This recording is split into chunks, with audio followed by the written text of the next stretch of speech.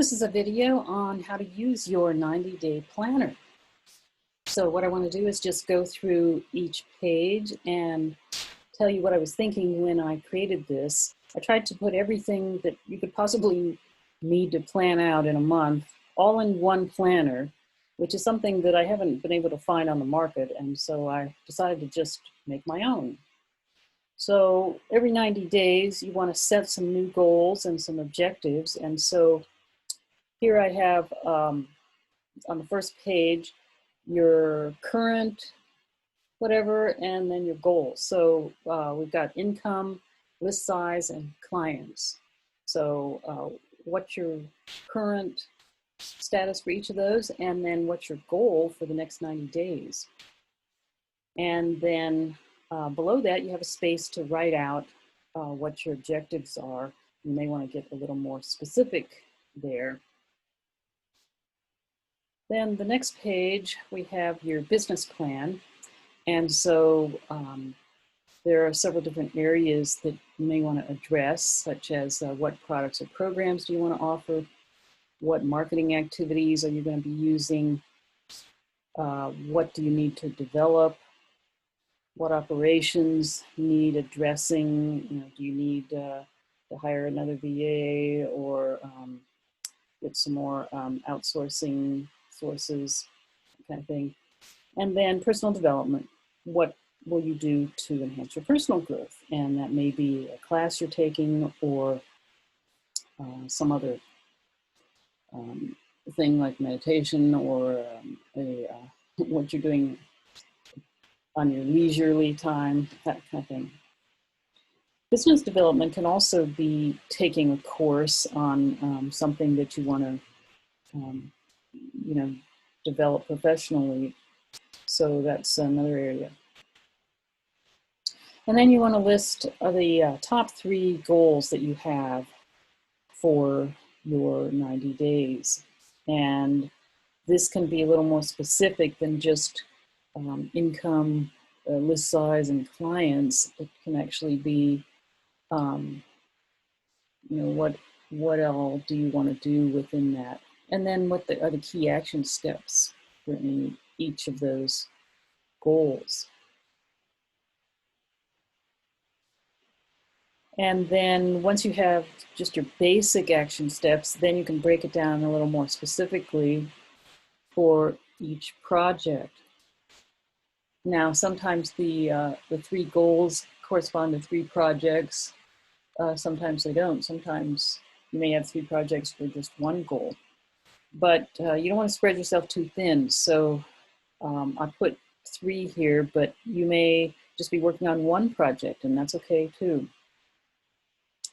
So here you can list more action steps, and then on the right you can put whether you're going to do that in week 1, 2, 3, or 4. Sometimes you know, sometimes you don't. But that way you may write them out of order, but then you can order them by saying what week you want to do them in. And then if you need any additional resources, a lot of these planners don't have a place for that, but there's a place there.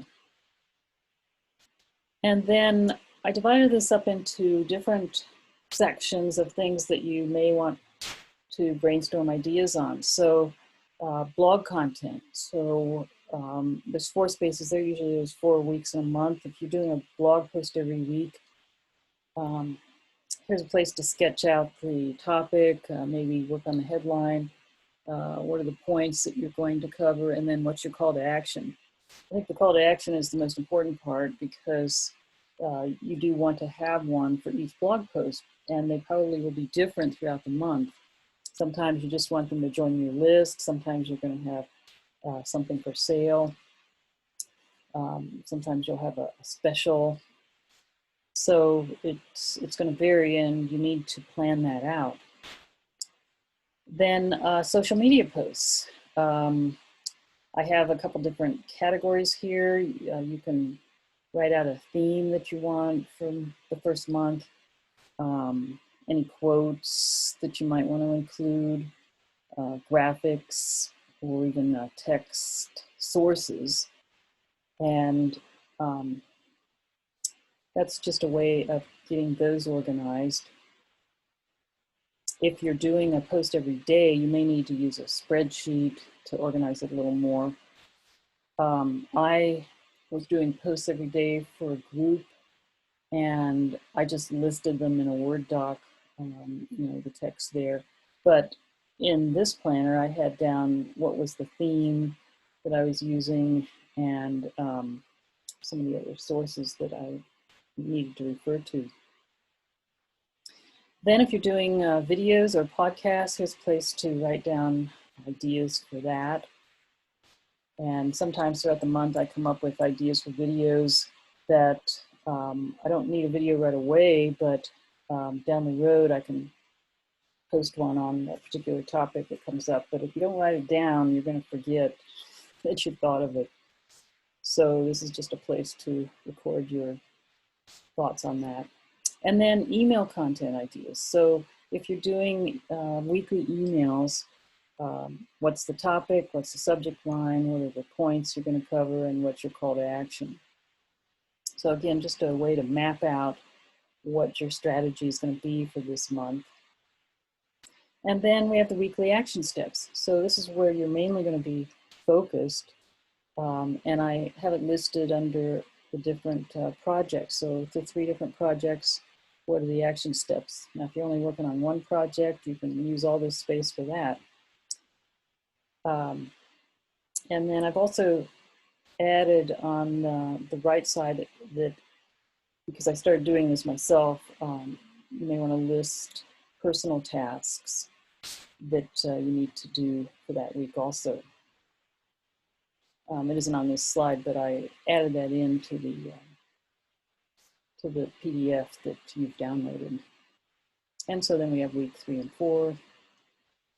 And then a review, what still needs to be done, any other personal to-do lists. So you can also put your personal tasks on this list. First month I used this report, I forgot about the fact that I had put this on here at the end of the month. So just remember that you can have a nice personal to-do list here that you can check back on and add some of those tasks to your weekly action steps if you want. And then we go into month 2 here, again, listing your goals for 3 projects. And then once again, your blog content ideas, social media, video podcasts, and email content, and then your weekly action steps and review. And then month 3 is the same. And then at the very end, I just have a couple pages that you can use for notes. So that's the 40-page 90-day planner. And I hope that this will help you stay more organized and more focused on your business tasks, and do it in a way that's fun, because I tried to make these pages fun to look at visually so that you enjoy using them. And I hope you do enjoy it.